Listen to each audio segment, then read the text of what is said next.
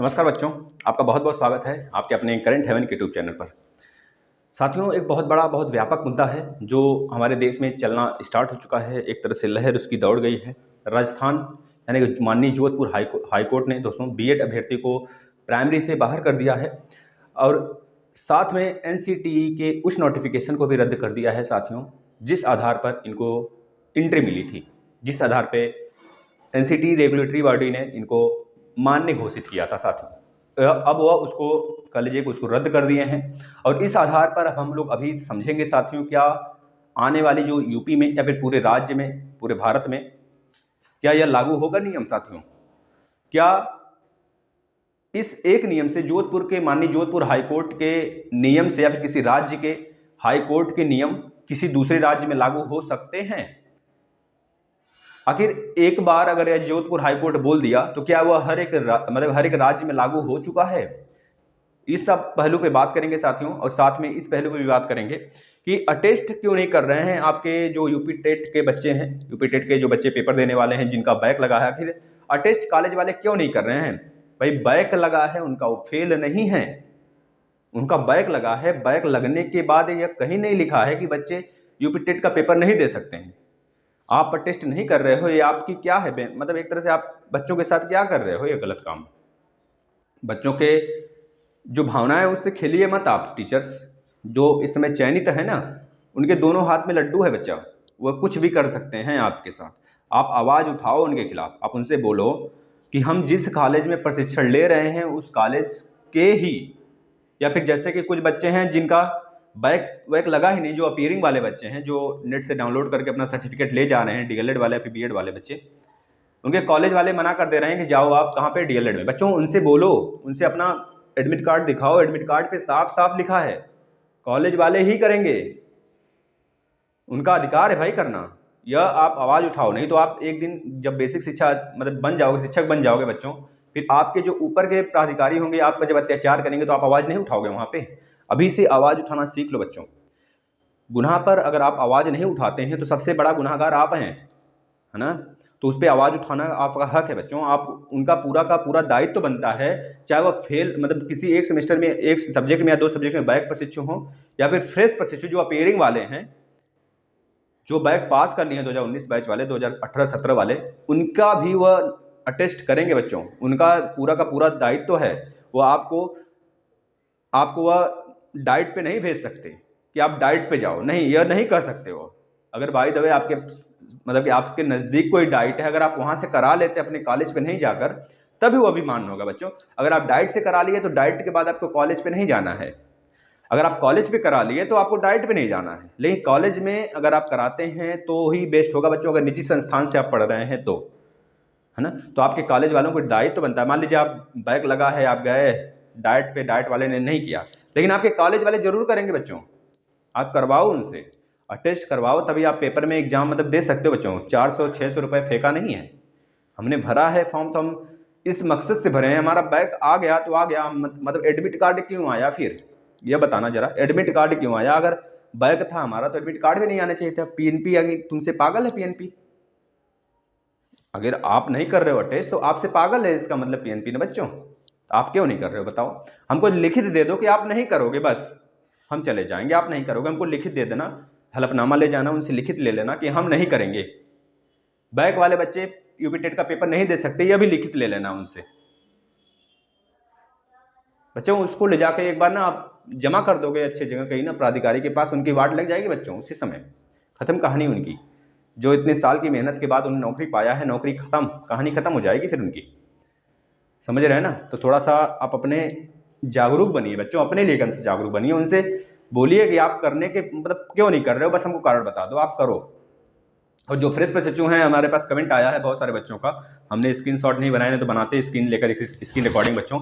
उसमें बच्चों ने खुद किया है, सर मेरा एक भी बैक नहीं है, फिर भी ये लोग बोल रहे हैं कि डाइट पे जाओ। बच्चों उसमें आप एडमिट कार्ड दिखाओ उनको, तो वो लोग अंधे थोड़े हैं साले, सब चूतिए जो भरे पड़े हैं साला। बच्चों उनको आप एडमिट कार्ड दिखाओ अपना, वो करेंगे। और रहेगी बात उनकी, जो देखिए बहुत सारे बच्चों ने यह भी किया है कमेंट कि बच्चे हमारा सर बैक है फिर भी हमारे कॉलेज वाले किए हैं। तो कुछ ही जगह कॉलेज वाले नालायक हैं, और लेकिन हर जगह हमारे यहाँ खुद बच्चों ने आया कराया बच्चों हमारे कॉलेज में, और सबका हुआ बच्चों।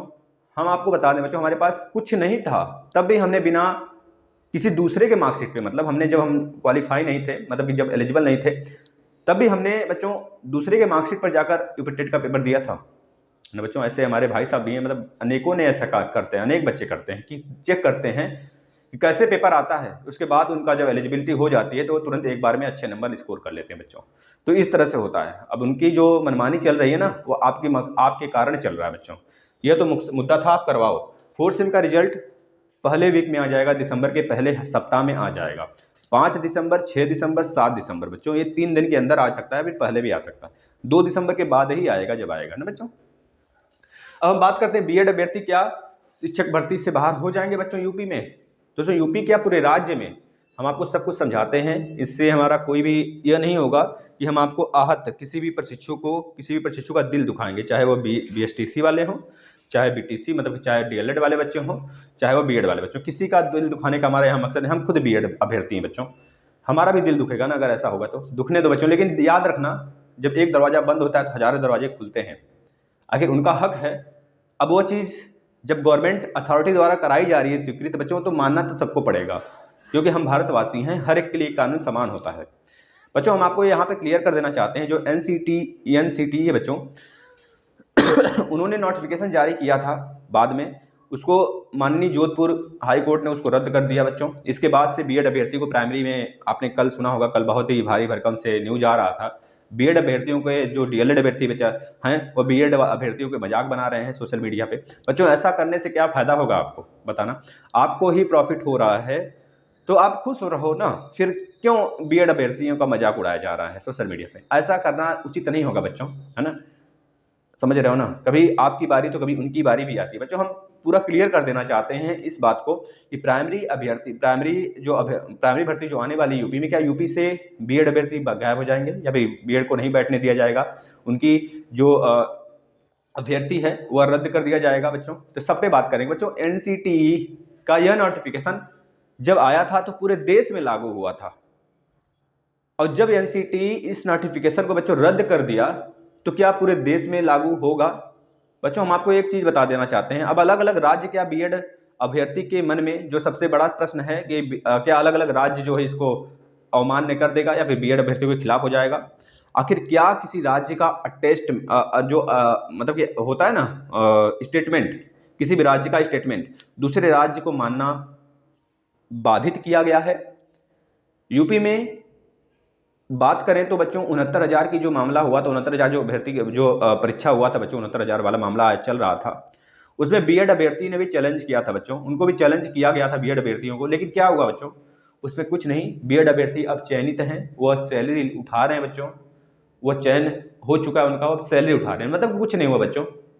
तो आने वाली क्या प्राइमरी भर्ती में बीएड वाले यूपी की बात करें तो क्या बीएड वाले बाहर हो जाएंगे बच्चों? बच्चों एक चीज दिमाग से सोचना, जब NCTE के गैजेट के माध्यम से यह नियम नहीं निकाला जाता है या फिर एक नोटिफिकेशन नहीं आता है कि यह नियम लागू होगा पूरे देश में, तब तक यह नहीं माना जाएगा बच्चों पूरे देश में, चाहे वह किसी पर्टिकुलर राज्य द्वारा किसी अपने राज्य में बस लागू करा सकती हो। जब तक NCT, देखिए एक बार बच्चा पटना हाईकोर्ट का जो आपका नॉइज है NIOS बच्चों, उसमें अभ्यर्थियों को जो DLED अभ्यर्थी थे बच्चों, अभ्यर्थी को शामिल करने के लिए बोला गया था प्राइमरी में, तो उसमें एक नोटिफिकेशन जारी हुआ था कि NCTE द्वारा पूरे देश में लागू हो गया, यानी कि नोटिफिकेशन जारी होने के बाद पूरे देश में लागू हुआ ना बच्चों।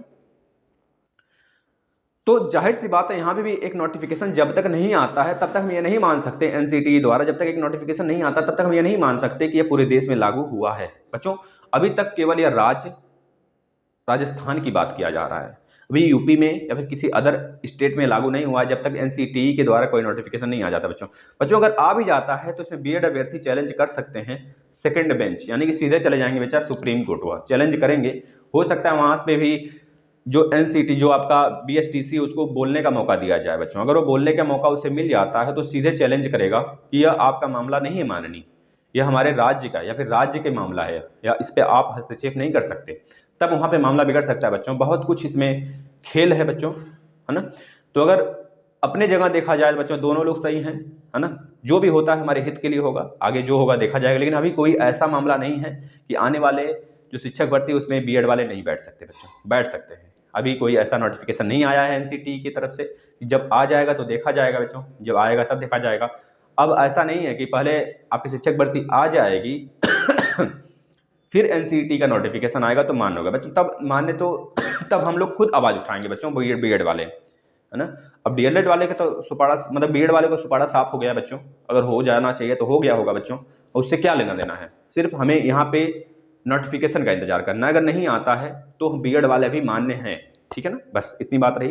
अगर आपको अभी दोपहर में बच्चों 12 बजे से 12:30 बजे से आपका सीडीपी के मैराथन क्लास लगाए जाएंगे। वैसे मैथ के मैराथन खत्म कर दिए गए बच्चों, 2 वीडियो में पूरा मैथ खत्म कर दिया गया 2-2 घंटे का। इसके बाद कल आया था बच्चों आपका इन्वायरमेंट का 400 प्रश्न, आपने देख लिया होगा, उम्मीद करते हैं बच्चों देख लीजिएगा। बाकी इन्वायरमेंट के, हिंदी के हर एक लेक्चर बच्चों आपको सेपरेटली दे दिया गया है, आप उसको रिवीजन कर लेंगे, रिवीजन करके ही जाएंगे बच्चों, क्योंकि वहीं से प्रश्न आएंगे 100% दावा के साथ बच्चों। 120 नंबर ना, 4 सब्जेक्ट हमने पढ़ाया है, चारों से 120 नंबर में से एक भी नंबर आप कम नहीं करोगे बच्चों। अभी आएगा 12, 12:30 बजे से 12:30 1 बज जाएगा हो सकता है, तो आपका पूरा का पूरा सीडीपी का निचोड़ आएगा बच्चों 400-500 प्रश्नों का, उसको कर लीजिएगा। बाकी के आपके ऊपर है, आप जितना एफर्ट लगा सकते हो लगा लो बच्चों, है ना। आपको 120 तो लाना ही है, किसी भी मकसद से बच्चों, आप कुछ भी करो आप 120 लाएंगे, क्योंकि भविष्य में अगर 1/4 हो जाता है ना तो आपको बहुत ही अच्छा फायदा मिलेगा बच्चों। अगर 40% इसी पे थोप दिया जाता है तो बहुत ही अच्छा हो जाएगा, 40% या 60% आपका सुपर टेट। इस पे बहस करने से क्या फायदा, अभी हम इस पे एक वीडियो बनाने वाले हैं, क्योंकि इस पे मामला चल रहा है बच्चों ना, सुप्रीम कोर्ट, मतलब कि इस पे पूरा का पूरा गैजेट वगैरह निकालने की बात हो रही है। देखिए अगले बार से बहुत सारी चीज़ें चेंजेज हो जाएंगे यूपी टेट के लिए, ठीक है। चलिए धन्यवाद।